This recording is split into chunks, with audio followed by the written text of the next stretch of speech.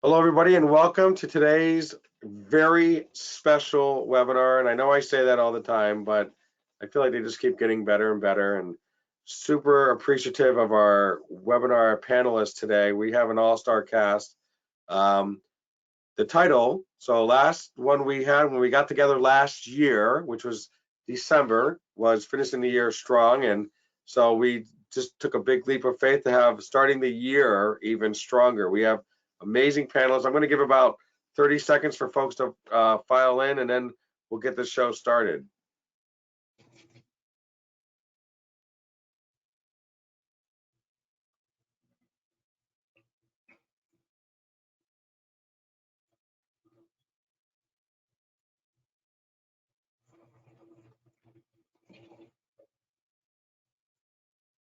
All right. Well, welcome everybody to the very first webinar of 2023. I feel like I'm already getting used to saying 2023. It used to take me a while to get used to the new year, but I feel like I'm getting used to it now.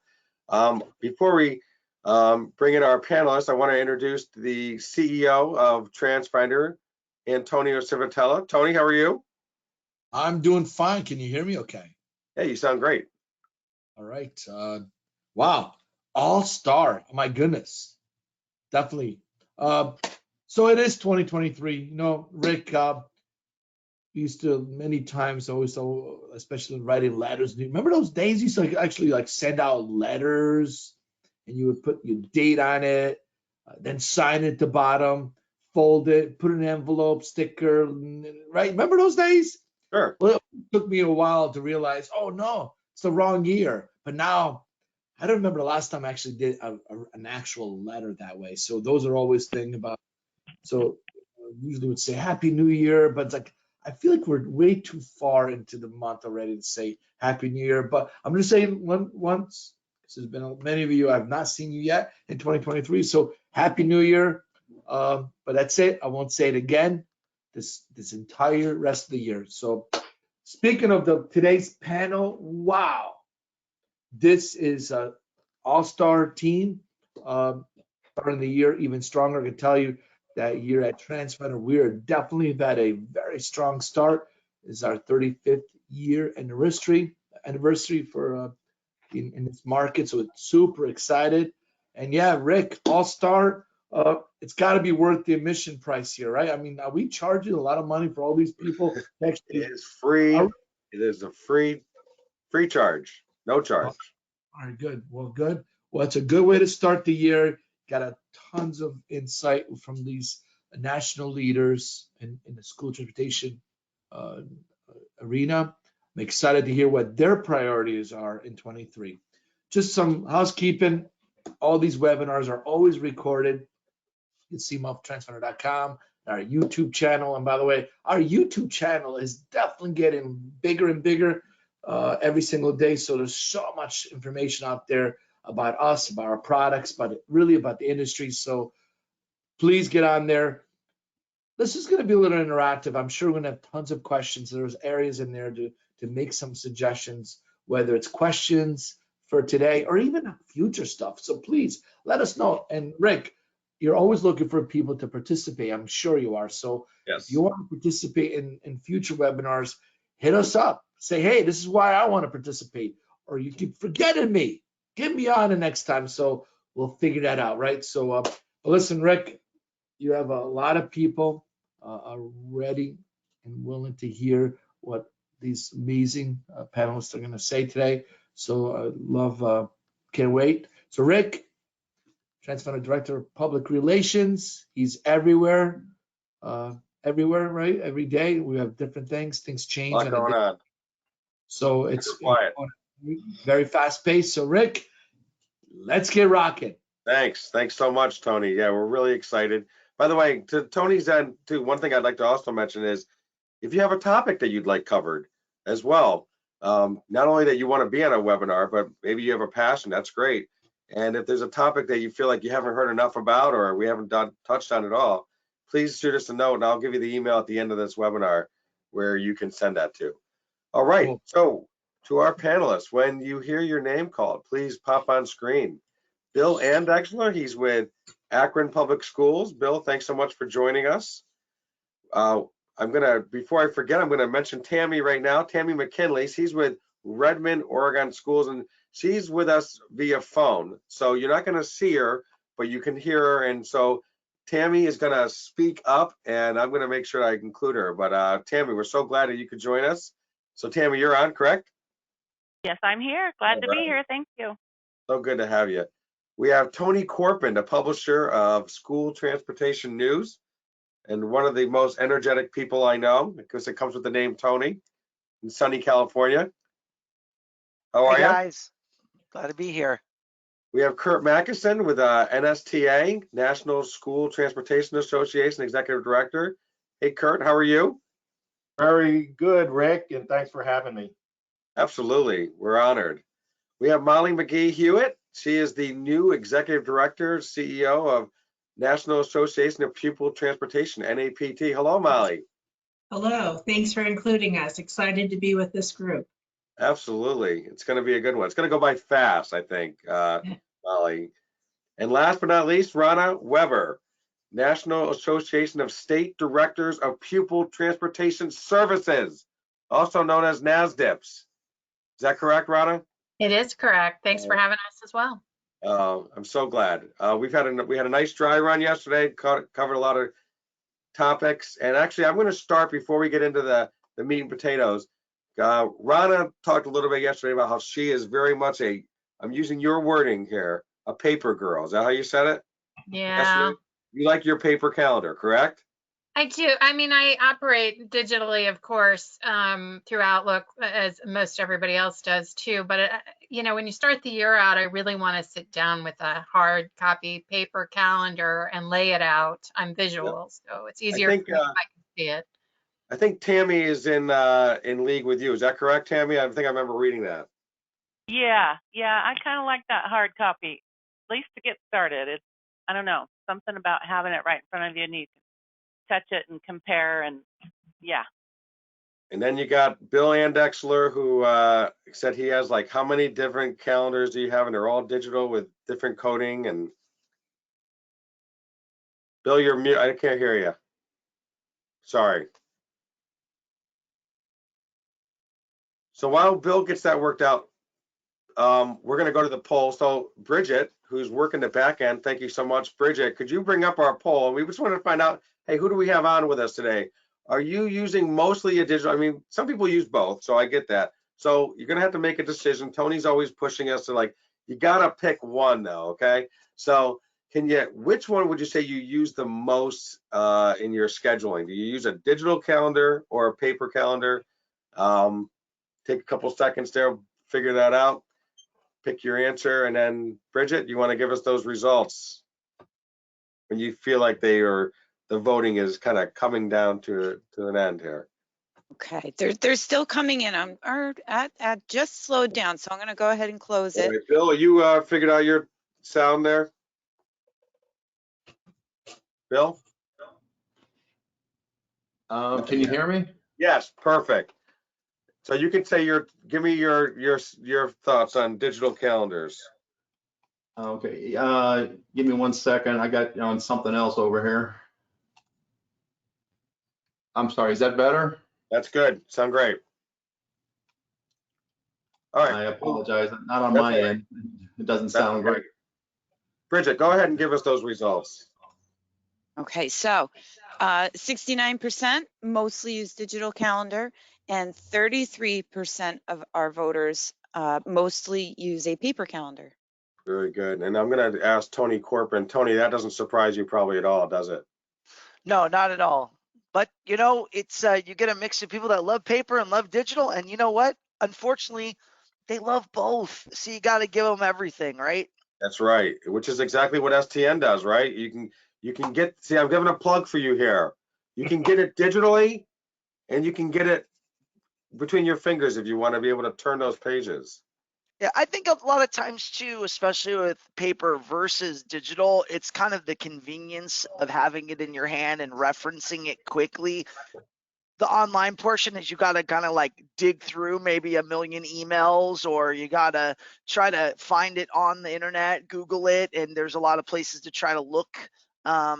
if you're looking for holidays, yeah, it's probably easy. But if you're looking for something in school transportation, it's a little harder. And we do have a digital calendar on our website with every industry event. So if you guys out there are part of an association, feel free and email us, and we can always add your event to our digital calendar on the STN online website.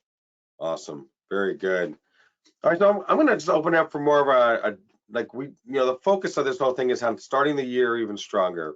And I want to kind of get your personal sense first of what you do to, in your positions. First of all, I guess I want you to, let's back up a little bit. I want to go down the line, have you introduce yourselves, a little bit about what you do and a little bit about your association. And then we'll get into, just so you can be thinking about it, when I go back down through the line, what you do, what kind of practices do you take? And we talked about calendars because that came up a lot during our dry run of just opening up your calendar and plotting certain things down that are key dates. What do you do to really know that you're hitting the ground running? Because these seems like these days there's no like easing in. The other day we had a meeting with Tony, and Tony had it's called the State of the Union. It's a big company-wide meeting that was almost a whole day. It was January 9th. And I was like, there's no easing in to the year. There's no wading in. It's like we jump off into the deep end and then we go from there. So I'm going to start down the line. I'm going to start with you, Bill, and then Tony, Kurt, Molly, and Rana, and then Tammy. If you could tell us a little bit about yourselves, a little bit about your position and the organization you work with. All right. Well, I'll say Happy New Year to everybody. If Tony's not going to say it more, but Happy New Year to everybody. And I wish 23, it will be a lot better than 22. But I am the transportation coordinator at Akron Public Schools in Northeast Ohio.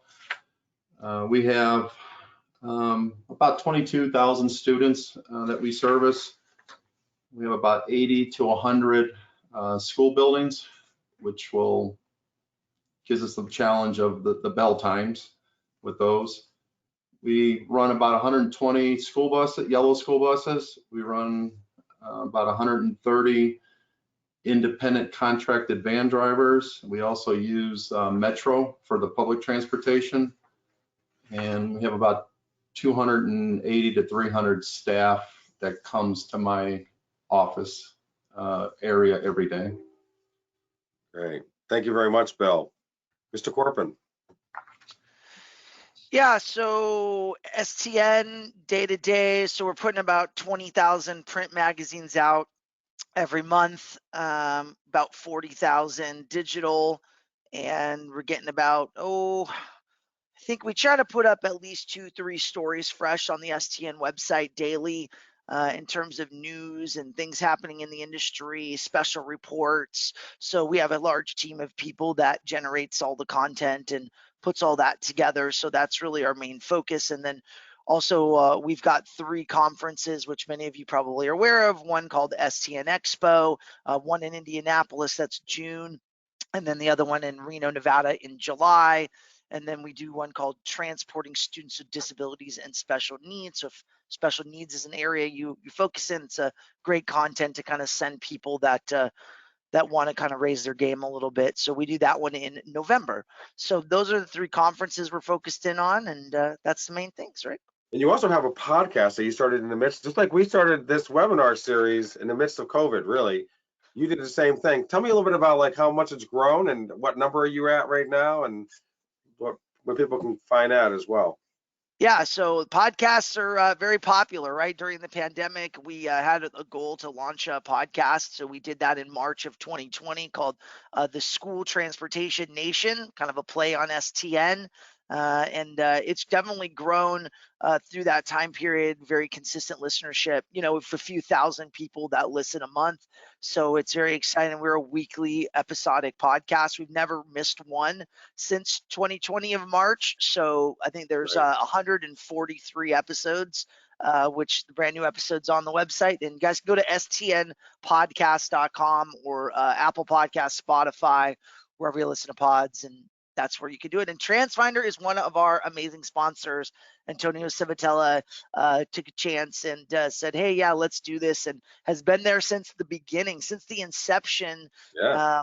And we always like throwing mud on the wall, and he always calls it the red bicycle, right? So I always joke, right? The new red bicycle. He always asks, what's new? What color is the bicycle this year? Yellow bicycle, red bicycle, you know.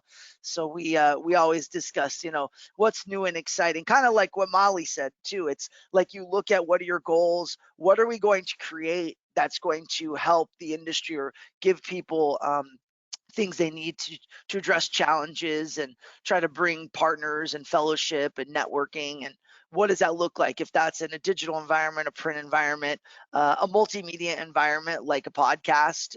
So yeah, so those are really fun. We have a lot of great interviews and you know, industry people.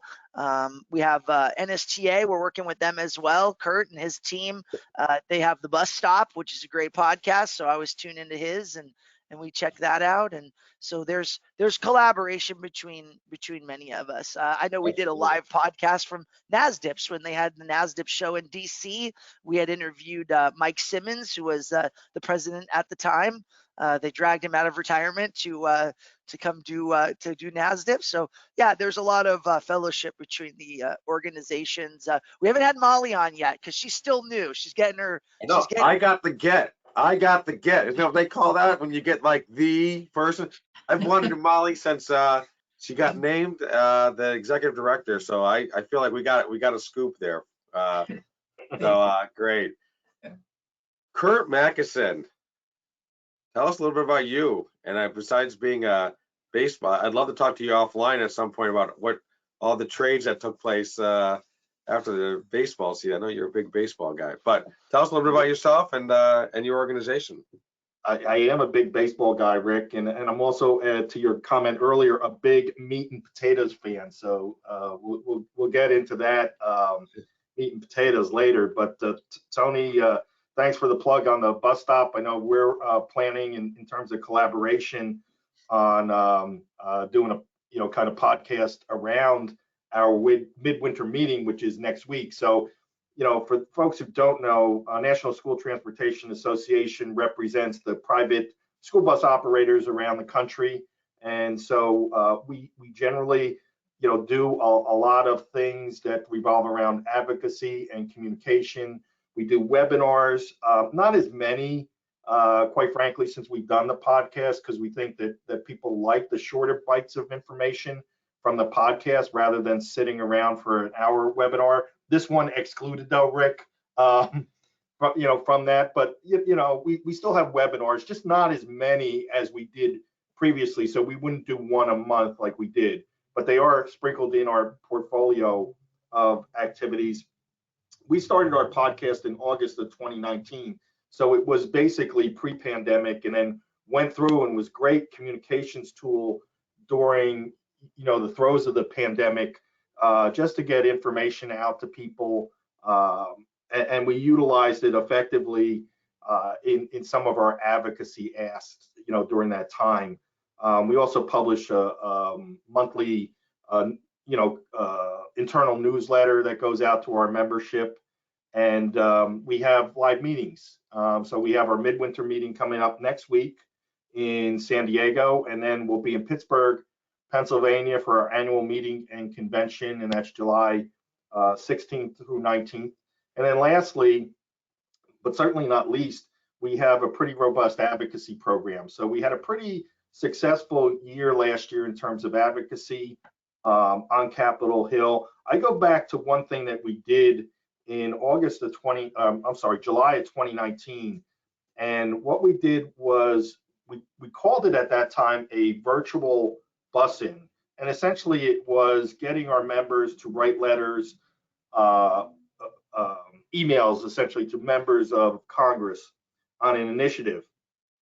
And the reason why that was so useful is when things shut down, we already had this virtual platform where we could reach out to members of Congress, and we didn't have to reinvent the wheel when the Capitol was shut down and there were no person-to-person visits in Washington, D.C.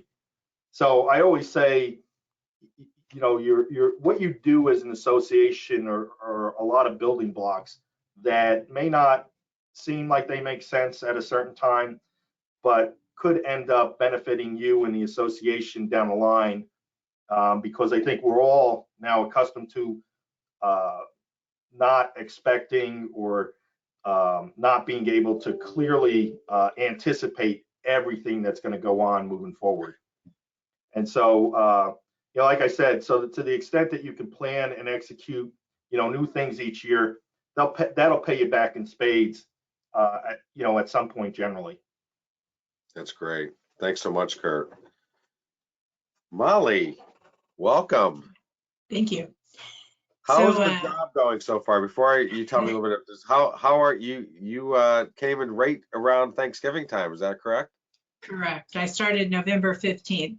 So it's been a bit of a learning curve here. I have to say I have been involved in education my entire career. I did have a transportation group in my last association. I served as the CEO of the California Association of School Business Officials. And so I've known about the industry, been involved in it. I was actually even a school administrator before. So I understand the industry that we're in, but a new association always has new challenges and new opportunities with it. So I'm excited. I have to say the best part of the job is the people. And I believe that the people in the transportation industry, whether it's my colleagues at NASDIPS or NSTA or any of you and our business partners, and definitely our members, incredible people who show up every day and do incredible work. And so for me, that's been the greatest blessing that I have had from it was the people. So it is a bit of a learning curve. Just as a new association, our association considers ourselves to be one of the oldest and largest with a diverse population serving the transportation industry. We're sort of like an umbrella where everybody can come together and everybody has a place at our table to be a part and to be an advocate. For our priorities, as I look at it, obviously number one is going to be our service to our members. We are bringing back our annual conference. We took a hiatus during the pandemic, so we're excited. October 27th through the 31st, we'll be in Columbus, Ohio. We are having 2 road shows this year. One will be in May and the other will be in August, and that is, the dates will be coming out in about a week about that. We are instituting some new webinars. We have a webinar every month. This month, our webinar will be dealing with the bus driver transportation, bus driver shortage, and how to recruit, retain, and train our bus drivers. So we're excited about that. So for me, as I enter this, it's a great association. It's a great industry. I see there's lots that we can do. So our first priority is going to be our member services and what we provide our members. Our second one is going to be public policy and legislative advocacy. We have upped a new committee and been involved in that.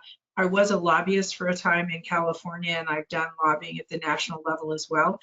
We would like to be able to do that on behalf of NAPT a little more aggressively, but we'd also like to be able to work with our states and see what we can do to help them on that level. And our third priority this year is going to be collaborating with all of you and the people on this call and seeing what we can do to advance our industry and to serve the people. You know, our mission statement says we want a world where students have access to safe transportation. And I bet that would fit all of us on this panel. So I'm excited to be here and I'm excited about where we're going. And there will be some changes and some new things, but you know, we have a history and we have traditions that we're looking at. I don't believe in change for the sake of change, but I like change when it adds to an organization. So that's sort of where I am with this. That's super. Thank you. I couldn't agree with you more too, about the passion and the people in this industry. I've interviewed so many people and their dedication, the drivers, the routers, Absolutely. the dispatchers, obviously the transportation directors. I really do feel like they have a sense of calling. It's not just a job, and I really been impressed by that. Rana, welcome. Hi, thanks for having us. Tell me a little bit about you and a little bit about your organization. So NASTIPS, the National Association of State Directors of People Transportation Services, we're obviously the state director side of the house in the industry, but it's important in your state to understand where your state director comes from. They can either be Department of Education, Department of Transportation, or law enforcement. And that really does shape how they approach school transportation in the state. We have a wide, we cover across the country, and all the state directors are very active. So we're very fortunate to be able to draw upon those resources. And in terms of priorities, we are going to have our illegal passing survey again this year. We didn't have it in 2020 or 2021 due to the pandemic, of course, but we were fortunate to be able to have it last year, and we look forward to it again this year. And we really do feel like last year and this year will give us better numbers to compare. It's been a challenge to go from pre-pandemic to post-pandemic, or still in the pandemic, however you choose to look at it, comparison. So we're anxious to be able to compare last year and this year's numbers. Kurt, you're doing something on, I didn't mean to cut you off, Rhonda. No. Kurt, you're doing something on illegal passing, correct? Yeah, well, we want to thank Rana and NASDIPS for doing the illegal passing survey. You know, it's a tall task, and appreciate the data that we get from that, because one of the things that happened, and this was in 2021, was that the Stop for School Buses Act was subsumed in the Infrastructure Investment and Jobs Act.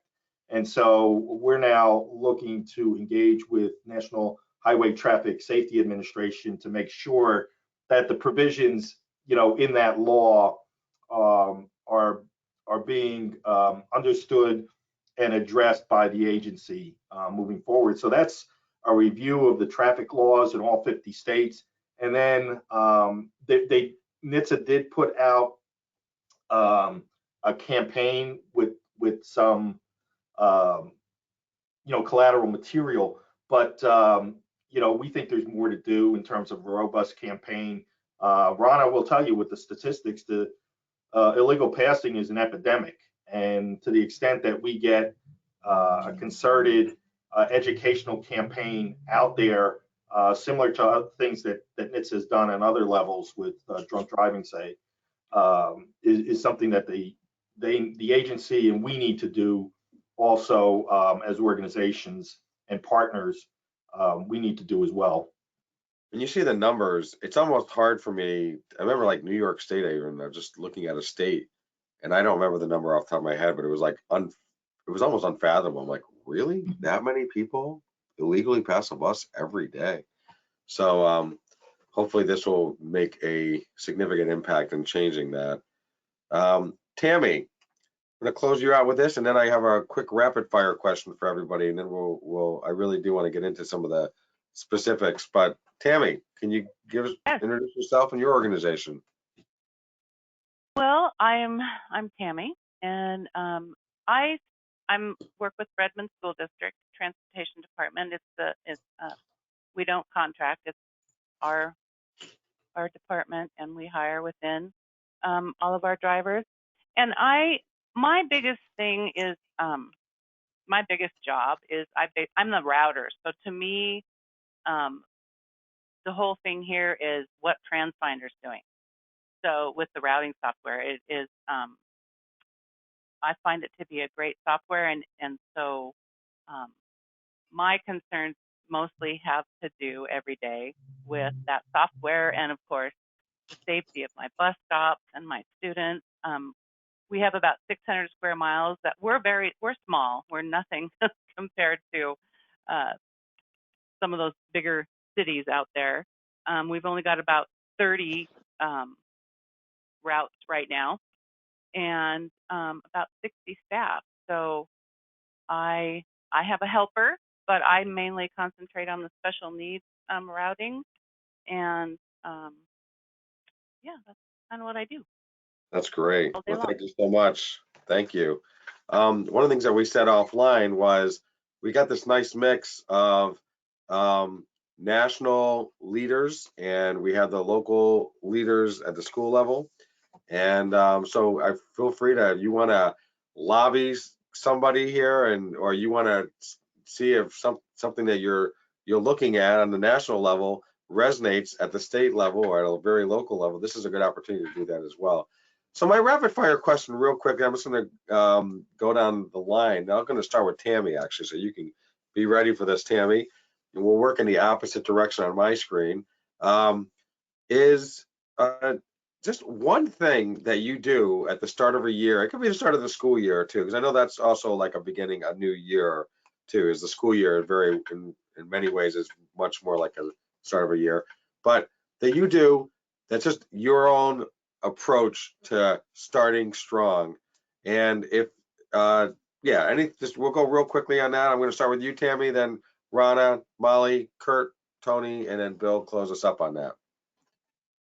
Well, so I guess the biggest thing that I need to do to make sure that it goes as smoothly as possible is I need to make, because I'm routing, so I need to make sure that all of my address points are coming through and are geocoded on my map, and I need to make sure that any new streets in our area are drawn in, and that gets me started smoothly, so we don't have so many calls about do I have a bus stop, how do I get one. Saves on adding bus stops, that are delayed because it's the beginning of school year and you can't, change routes immediately as soon as school starts. So just getting all that done so that routing can be done as accurately and as completely as possible from the start.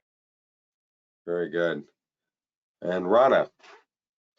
In addition to the calendar and looking at our priorities and the issues that we're going to be focused on, I also sit down with the calendar and plan out each month where the priorities lie, and so we can plan ahead for events, but also be able to meet with our federal partners and keep abreast of the issues that are important to state directors and anything else that we need to ebb and flow with in the industry. So it's a great way to be sure we're not missing anything big throughout the year.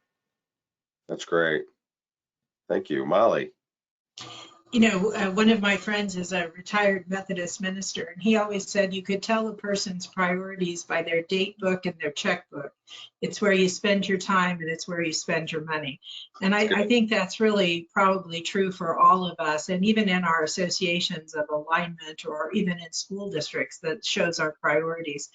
For me, I love the start of the year. It's a time to kind of review where I've been and what's happened in the past year, and to plan and to have a bit of mindfulness about it, of looking at it.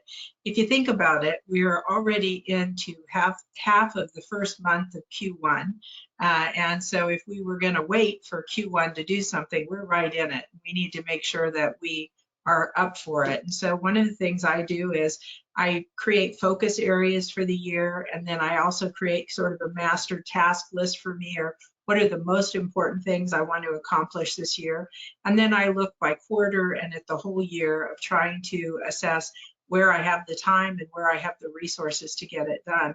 I think since I have a membership organization and I deal with volunteers, they all have day jobs and they all have important work to do. And as we run the associations, I think it's important to keep in mind that we are important to their career, I hope, and we're important to the industry, but there are certain time things that come up. And I am very conscious of the value of our members' time and trying to make sure that whether it's the programming we offer or the reads that they do from our magazine or our website, that we're giving them the best value for that time. And the worst thing you can do is look back at the year and say, coulda, woulda, shoulda, right? I had all these things I wanted to do but didn't accomplish. So I'm pretty big on looking at those focus areas and trying every month to at least have some victories that I can look at and feel really good about. Yeah, it's like when you put it down in paper, or not paper, digitally even, okay?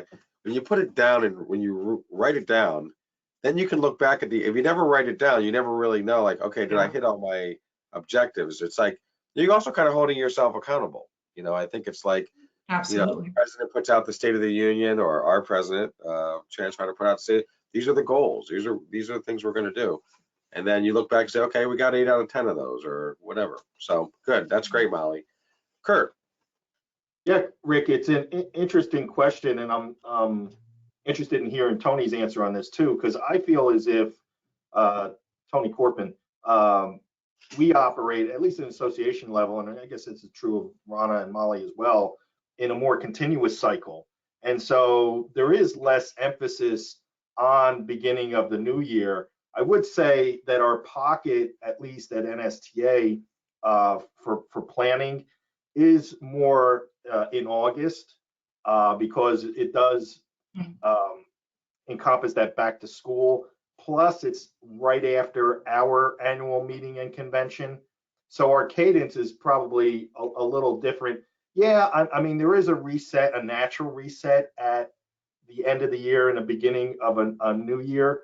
But, you know, we have, as I mentioned, our midwinter meeting coming up. And, you know, that's something that's planned in, you know, in advance. And we're just continuing, you know, with those details. So, so I would say in terms of planning, the end of the year, beginning of new year is kind of a nice personal reset, but from an organizational standpoint, we're really in a continuous cycle, and it's been that way for a long time now because I've been doing association work. So you kind of work on your association calendar a little bit differently than the normal people. Let's just put it that way. Very good. Thank you, Tony. Yeah, so I think from an STN perspective, you know, we're working multiple calendars, right? So kind of continuous as what Kurt said specifically is, you know, you have editorial that resets basically January 1. We've got a fresh thoughts, fresh editorial topics, looking at kind of trend lines. What are surveys telling us? What are web analytics telling us? And how can we, you know, address just general concerns in the marketplace editorially and look at the trend there? And, you know, that also feeds into the conferences. But also, we also look at, you know, budgets for school districts really roll over on July 1st. So there's an ebb and flow, I think, as well to how school districts operate, since we're running really in lockstep with them, trying to address content that's more relevant at those times for them. So those are really kind of approaches that we take with respect to, you know, how we set up for the next year. But really, there's no end. It's a vicious cycle of deadlines, Rick. That's it. I'm always on the next deadline. I'm always asking someone for, hey, this is due or you're late. And you know, it's like What have you done for me lately? Well, you know, when you got teams of people that work for you, that, you know, if an idea is hatched, they need every detail of that idea in that moment, which I don't have. So it takes time to kind of unpack that and flush that out. And I think when you have people that are planners or whiteboarders, you know, you have to know every staff member and how they work and how to kind of manage through that. And those are challenges, because I know our attendees are also extremely hungry. They want our agenda. They want to plan out their schedule. So I'm always on my editor and our chief content officer, Ryan Gray, to get me the content, because everybody wants it. And you know, he's a one-man band playing all the instruments a lot of the time. So it's I give him the cymbals on the knees. I'm thinking of like Dick Van Dyke and Mary Poppins kind of thing. Yep. The drum and the harmonica, and yeah. You're managing all that together. So, and I think the panel could probably agree, because we're all very similar in having events and things and chasing deadlines. So it's one of those things, I think, from an STM perspective, we're always trying to address subscriber and the industry's kind of needs. And it's very, I think, news driven from our perspective, right? We're very news driven. Like, for example, like we talked about when we were practicing the webinar, the EPA, right? We know the second round of the clean school bus monies funding is going to come out. You know, anecdotally, people say, oh, late Q1, maybe Q2. There's no real official, but, you know, you hear rumblings in the industry. So we know, okay, probably need to be covering this subject matter sometime in that window. When is it? We don't know. What's it going to entail? We've heard rumblings, but until it's on paper, you know, we can't report it. Just the facts, ma'am. Just the facts, right? The facts. Very good. Dragnet. Rick, And Mr. Andexler. You're mute. Did I lose you again? All right. Well, you work on that. I'm going to throw out a question, and then if you're working, let me just make some noise. Just grunt or something. I'll know that you're there. So here's a question for you. You know, you see on the, so I put some, these are some of the points that some of you fed to me when I threw out my kind of open-ended question about starting the year stronger, priorities. I want to get into some of the priorities in a moment because Molly, you started hitting, several of you did. You hit some of the priorities. I want to go into a little more detail on that. But before I do, if you look at the left column there, it talks about reevaluate what is working and what isn't. And I'm wondering if any of you, and I'm not going to go down the line, I'm just going to open it up. Hopefully you can think of an example of something that you analyzed, looking back at what you did, either the previous year, however you do this, and said like, this worked, and we're going to put more resources on this and make it better, stronger, whatever. Or you analyzed it and said, we think there's a nugget here, but it's not there yet. Or you had to make a hard decision. Maybe it was maybe it wasn't a hard decision to say, we're not going to do this. Maybe it's cutting a conference. Maybe it's some other initiative that you thought was a good idea. Maybe it was a good idea, but it, you know, maybe it had a shelf life, whatever it is. Does anything come to mind? And I just want to open it up to anybody about how, number one, how do you analyze what you did? Do you bring a group of people in? Some of your team, your staff? Do you go to outside folks who have no like dog in that fight, so to speak, who can just kind of give you their true sense? And so how do you analyze? And then if you could give a specific example of like, yeah, here's what we did as a result of that. We actually said we're going all in, or we're gonna, you know, table that for a while. Anybody want to jump in on that? Rick, can you hear me? Go ahead, Molly. I'll go with you first, Molly, and then who was the other one? Was that you, Bill? Or Kurt? Bill. Okay. We'll go Molly, Kurt, and Bill. Go ahead, Molly. So at our Nashville Roadshow, I did just a little quick survey of the folks there, and I asked them for what were the top 3 issues that kept them up at night. And then I asked them professionally, what is the one thing that you need most in your career, and that we could possibly meet that. And while it wasn't a scientific survey, so to speak, it did reach a number of people, a good cross section. And I used it sort of as a pulse taking for my members as to what it was. And it was so interesting because the top 3 things that kept them up at nights were very similar across the way. What interesting, when I asked them what they needed from us, what they said they needed was leadership training, because we have so many people in the industry who are moving into these leadership positions, who are moving up through the ranks, or we're seeing turnover in the industry. I think the best way to look at what's going on is to use data. And so I love analytics. I love knowing how many people are on our website, what they're looking at, who's looking at our publications, how long are they spending on it, who's signing up for it. And I think that you can never take away in your planning the idea of looking at those analytics and using those. And if you're not getting the information, just the quick poll you did of the folks here, whenever possible, be doing a pulse taking to see what's happening with folks and what you can do. And I think that's really key to knowing whether you're on the right path or not, is making sure, you know, what's that thing about, is it's a parade when you're leading it, but it's a riot behind you if they're running you out of town. So I'd rather lead the parade than be run out of town. I love that. That's great. I like the idea of analytics too, and I'm thinking of the 2 things that came to mind. I think people sometimes talk about gut instincts, which is okay. Gut instincts, if you've been in an industry for a long time, you do have, there's definitely something that comes with your experience. However, analytics can sometimes surprise people. And I think of, Kurt, you'll appreciate this. I watched back to back, or like one night I watched Moneyball. The next night I watched Trouble with the Curve. Completely opposite. The good guys are the data guys in one movie, they're the bad guys in the other movie, and vice versa. And that gut instinct is valuable. But if the analytics is showing you something, you have to say like, okay, that didn't go with what I thought people were feeling. So that's really good stuff. And by the way, what was the number 1 thing that kept them up at night? Bus driver recruitment, training, and retention. That was number 1. Number 2 was student management, student safety issues. And then number 3 was mainly special education needs and alternative transportation and the like. But there were a few that had issues with supply chain and changing from diesel to, or transportation changing to electric buses. So those were the three. Very good. Thank you. Kurt. So, Rick, I also did see trouble with the curve over the holiday.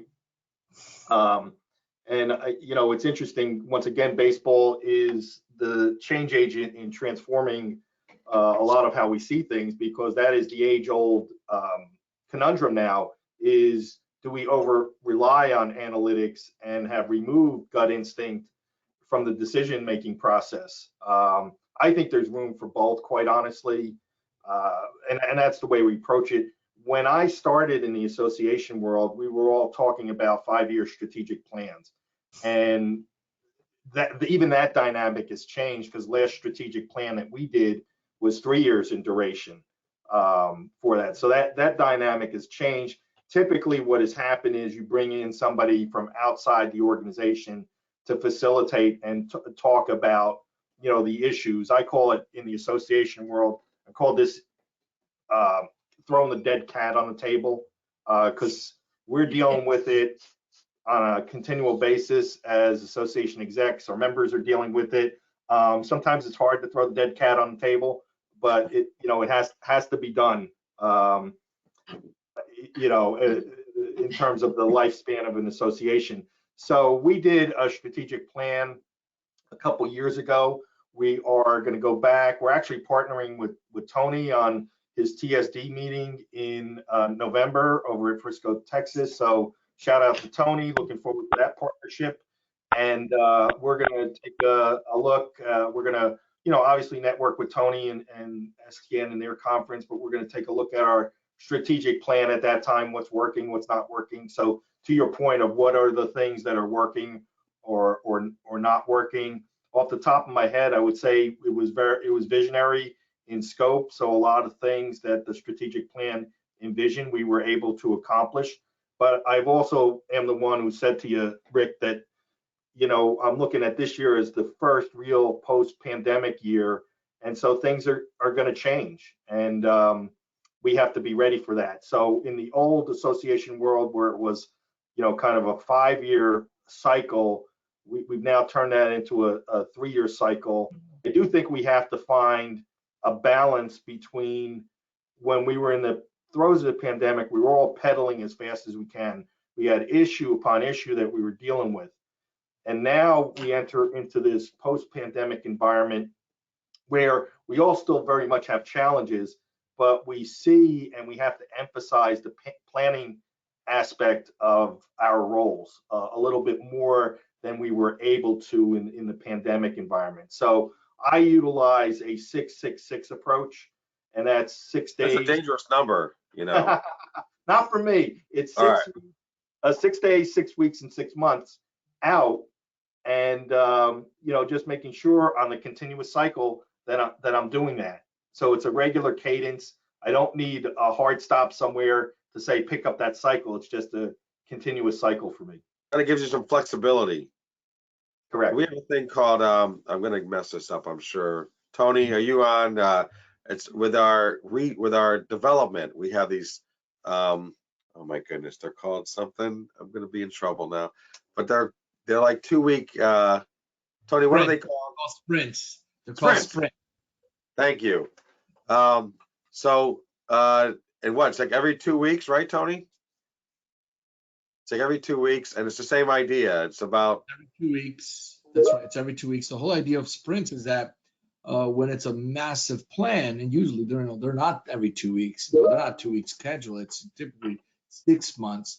But in order to make sure that we're on pace to hit that 6-month project, we do 2 weeks, very specific. So we identify what we're going to work on next 2 weeks. But typically, we lay out things 12 weeks in advance. But we do a stand up every single morning. Every morning we do a stand up. Like, all right, how are we doing? Is there anything that's in your obstacles to overcome? Because that's usually what happens. Oh man, the reason why I'm running late is because this was in my way. Well, every single day we talk about what impedance do you have that could be in your way to hit the goal that's 4 months from now. And then software, we're still late. So, right, we do all that and we still sometimes. Tony, we don't say that publicly. We don't. So Oh, you it's impossible to stay. I think but most that way people, you know that there's not this barrier. You know it that day. You don't know it 3 weeks you're from not now. waiting 6 months from now. There's other barriers that you're constantly knocking down. And I think that's Right. part of the communication that's my feedback. That's good. That's great. Bill, you were going to say something. Well, hopefully can you hear me now? I hear you. All right, so I apologize for the new technology that I was trying. It worked the meeting before this one, and during this one it's messing up. But so I got some catching up to do a little bit. Getting back to the calendars, I just counted them. I actually have 13 calendars Wow. that I go by. Now, the reason I have so many is that you don't want to put everything on one calendar because when it just gets messed up, you can't read it. Okay, so you have your priorities, the priority calendars. Okay, and I do look out 3 to 5 years. Okay, because I feel once I leave this position, I want the department to be in good shape for at least 3 to 5 years after I leave. Okay, so because there's going to be some transition once I leave, and at least they can get things going. I do not have anything on my work schedule scheduled out past 4 years, 161 days, 10 hours, 38 minutes, and 30 seconds, because that's when I am retiring on that day. So you have a calendar for your countdown. it's my countdown right there on the phone. So July 1st of 2027, I will be out of the transportation business on that. So my calendars go that far out.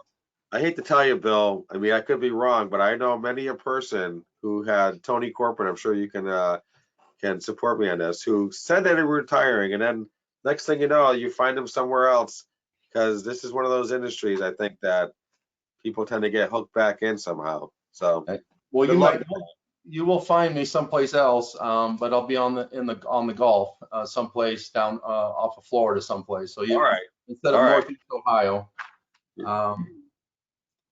Some of the things. There was a former Columbus director of transportation who said he was going to be on the golf course, and then he became president at NAPT, and he got drugged back in. So so don't ever say you're out, because I've seen it, and since you're, Well, and let me clarify that. It's not the golf course. It's going to be on the Gulf, on the beach is where I'm going to be. Oh, golf, like a golf. Yes, got it. All right. So, but when I agree with everybody who was talking earlier, like Kurt and Tony especially, this just because it's January 1st, that's not a new school year. It's constantly revolving, and it's constantly moving, and you're always adjusting. And that's one thing about this position. You have to be very flexible with this. You can't be rigid, because if you get rigid, you're gonna be stressed out. So you have to be flexible. So, but I do look at the calendars. I do look to see what is important. There's one thing I want to highlight. Well, I got you. You said something that was really interesting yesterday during our dry run. I want everybody to hear it, and about budgets, and specifically about if you're buying hardware to get it in now. Talk to us a little bit about what you were sharing yesterday. What are you talking about what I heard, that what's going on, like things are being held up? Yes. Okay. So what I've heard through one of my vendors is that some of the tech components, a lot of it has to deal if the company is dealing with communication of some sort, and it happens to be located in China. There are some, we feel that they have to be like the government has to re-vet them again to make sure that they're a quality company to allow their product to come into the country. And that is causing some delays with product coming in, because they have to be re-vetted again, because there's a concern about the hacking and things like that that's going on. And the government, we feel the government's of concern with the outside vendors in like China. Okay, good. Um, That's not good, but that's exactly what I want. And Tony, that was kind of like of interest to you. Yeah, I think overall, when you look at communications too, there's obviously major players like Kenwood, JVC, Motorola, which are probably more your big brands, but I'm sure there's brands that are maybe less expensive that are being imported and sold through distributors, and you may not have the marquee, but they're low price. And people make compromises when they're looking at price versus brand. And if security seems to be top of mind, then, is that a bigger issue holistically that we should be addressing? So I think those are just interesting nuggets that you hear at a very grassroots level. And, is that isolated, or is that, going to be a trend?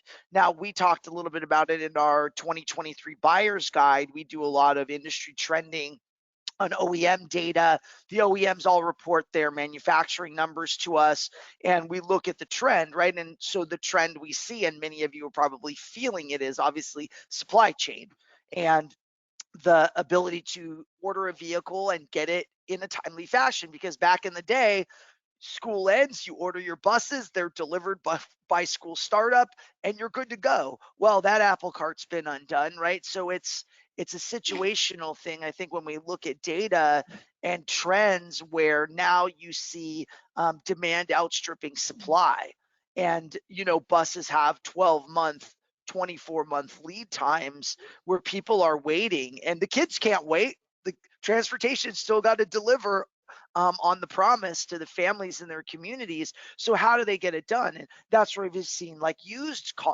cars, used buses, right? I know we had a podcast interview with one of the larger dealers, and they said they went from selling 4 new buses to 1 used bus to selling 4 used buses to 1 new bus because of the supply chain issue. So there was a complete flip in the actual sales. Now, talk about having your business upended. And as a manufacturer, I think that's always, we look at the health of our industry as how are our OEMs doing, right? Because that's without our OEMs, that's our lifeblood to the market. And when you look at those sorts of trends, how's that affecting them? What's that mean to them? How does it affect their people? How do they plan their manufacturing, right? If you don't know when parts are coming in, that really can throw a kink into the flow. Luckily at Transfinder, you guys have a technology product, right? A software product, but I'm sure like anything, you learn and there's kinks along the way. And probably maybe not a dead cat, like Kurt said, but we'll hopefully, we work through those challenges as an industry and try to address them on a very granular level. And I think a lot of little wins equal big results at the end. So those are just kind of the things we look at the trend. So we bring that forward. But to what Bill was saying, it's an interesting thought I had not heard of, but we'll look into it further. That's good.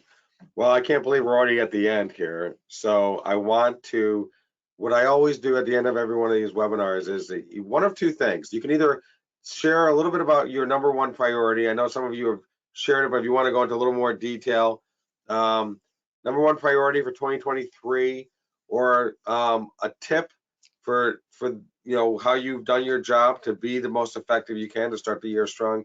Basically, the way I put it is this: we've had great attendance today for today's webinar, and so what's that one thing that you want that person to take back to the office?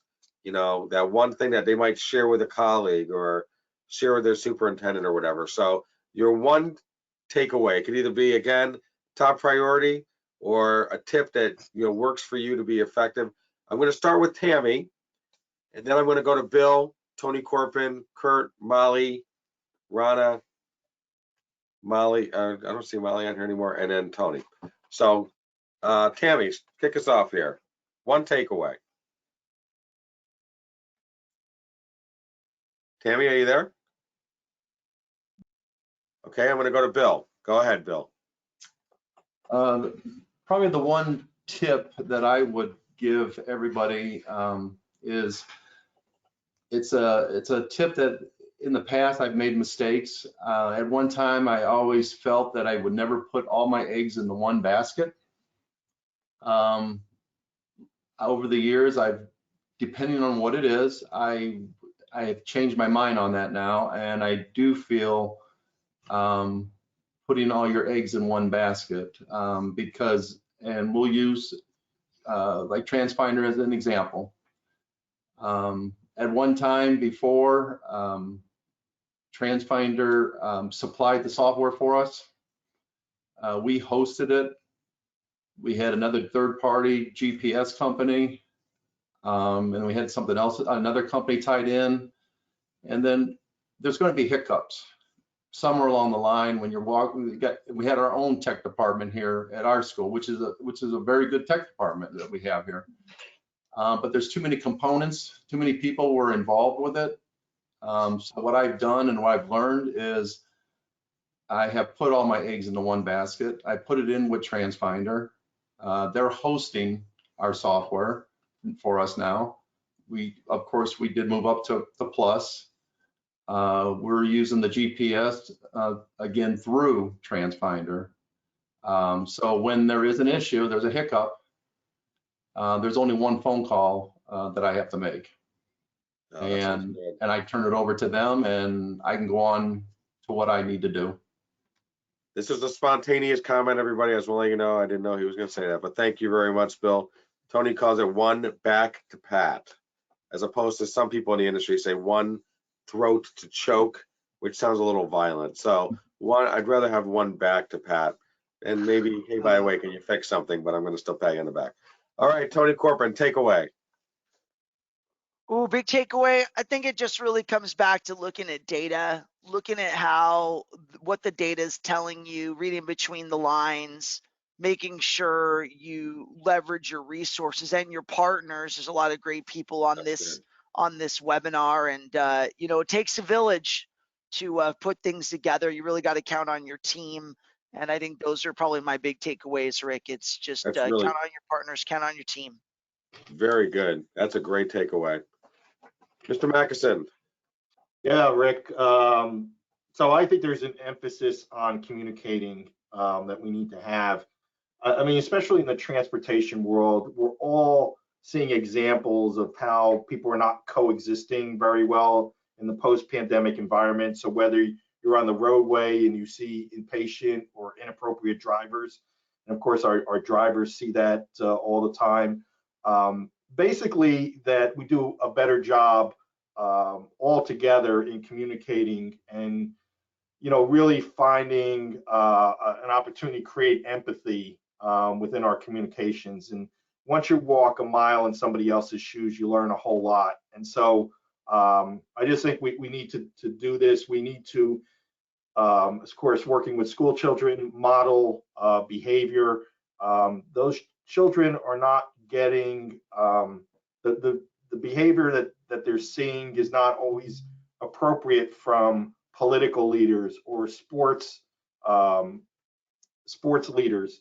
And so it's incumbent on all the rest of us to model appropriate behavior, because that'll manifest itself in better citizens, which helps all of us.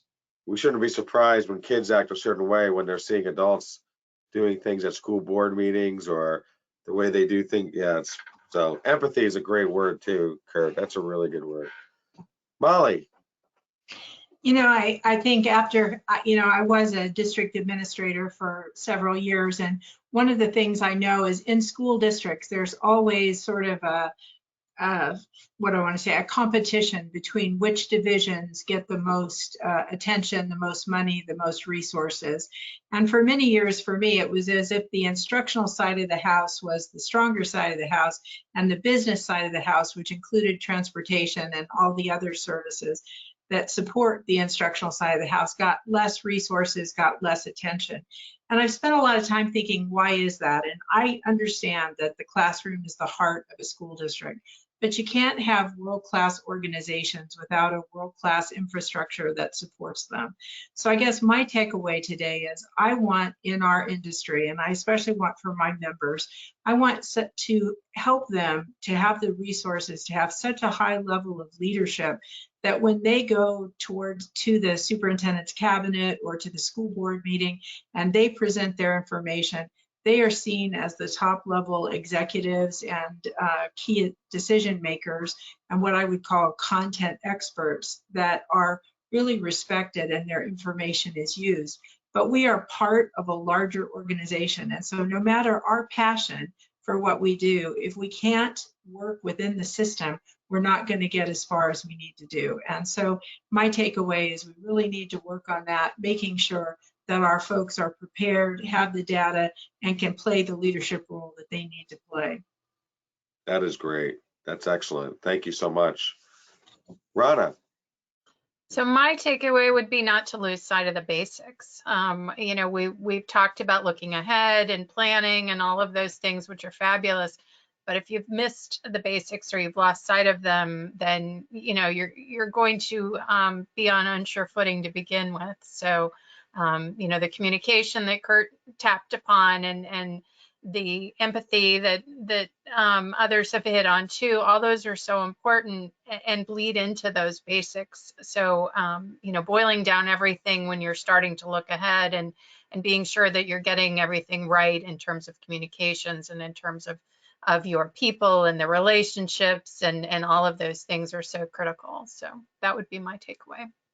That is great. Thank you. Before I go to my boss, I'm going to give you a little more time to think, Tony. I did get some comments, and I wanted to share them from Donna, who has a few going on here.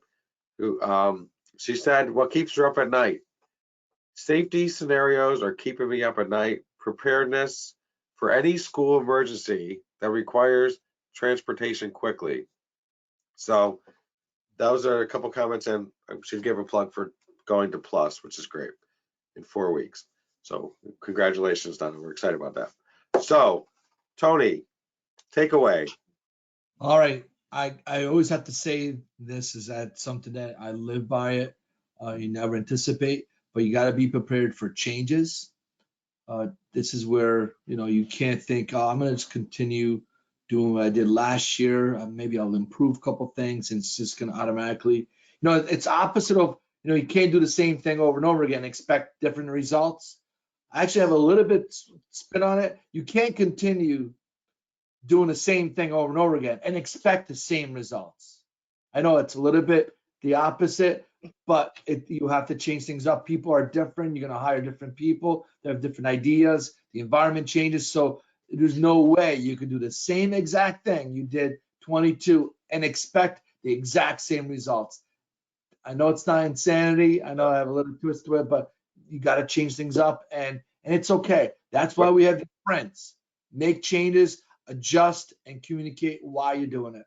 Well, Tony, you had mentioned that one book you were reading. It's called What Got You Here Won't Get You There, or something like that, correct? That's right. It talks about that at a certain point, you're gonna have to change. So, whether obviously this industry, guys, let's think about how many times you've changed already in a few years. That means we're now in that cycle, and I don't think it's gonna just be, you know, all the electric vehicles that are coming on board. Wow, right? The driver shortage. There's no time to say, oh, it's going to be identical like last year. We know for something it will not be. Very good. Thank you, Tony. Well, I know we went over. I kind of had a feeling that was going to happen with this amazing panel. So I want to thank you very, very much for your insights, your time. I know you're all very busy, and I thank all the attendees. And I know you're all very busy too, and we just are super thankful that you joined us today. Quickly, if you have a story, please share it.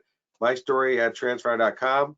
You want to be a panelist, you can send it there as well. You have a topic area you want covered, send it there. But also just what's working for you, what's worked for you. We'd love to include you either in a future webinar or do a white paper or, you know, something that we can highlight, because the whole purpose of these webinars is to learn from each other. I think Tony Corpin said it well. We talked about collaboration, and why do we get together like this is because we learn from each other. what worked for somebody else, hey, that might help me too. Maybe there's a little piece of it I can borrow and use. I used to say steal, but my wife didn't like me using the word steal, so now I say borrow. I think it's a little friendlier. Okay, if you go to the next slide, please. We already have our next webinar, and that's going to be on February 28th. It's on budgeting. I know some of you have already started, but I'd love to. And so this is a call out for any people who are really into budgeting. If you want to be on this panel, I'm still building it out. We have some in mind, but if you have an idea, you want to be a part of it, let me know. And that's pretty much it for today. I just want to thank again our panelists for devoting so much time to this and for your insights. And I hope you all have a great, not only rest of the day, but rest of 2023, since we're starting the new year even stronger. Have a good rest of the day. Thank you. Everybody. Bye-bye.